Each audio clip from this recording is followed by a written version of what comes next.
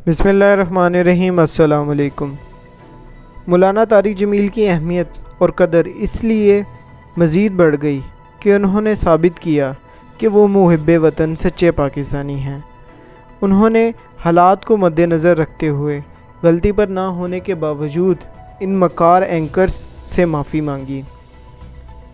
कभी इस बात में कोई शक नहीं कि ये चंद मकार एंकर्स और जर्नलिस्ट ने इस मुल्क को यरगमाल बना रखा है। कभी मुल्की मफादात पे गैर मुल्की एजेंसियों से बिक जाते हैं और कभी पाकिस्तान आर्मी के ख़िलाफ़ अपने अकाओं को खुश करने के लिए बकवास करते हैं।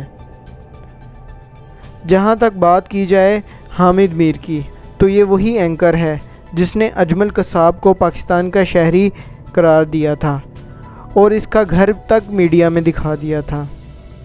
जावेद चौधरी ने मौलाना तारिक जमील से सवाल किया कि आपकी तरफ से बयान आया है कि तमाम मीडिया झूठा है।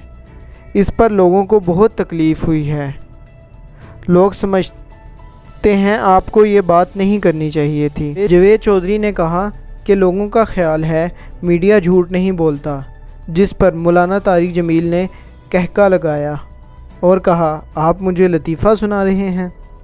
मौलाना तारिक जमील ने मज़ीद कहा कि आप तो उर्दू समझने वाले हैं, सारे का मतलब तमाम नहीं सिर्फ़ अक्सरियत होता है। जहाँ तक बात की जाए हामिद मीर की, तो उन्होंने एक प्रोग्राम में कहा कि मौलाना तारिक जमील तो शहबाज शरीफ और नवाज़ शरीफ के दौरे हुकूमत में भी इनके साथ रहे। तो जवाब में मौलाना तारिक जमील साहब ने कहा, मैंने इनको बहुत हदायत की लेकिन वो अमल करने से मरहूम रहे।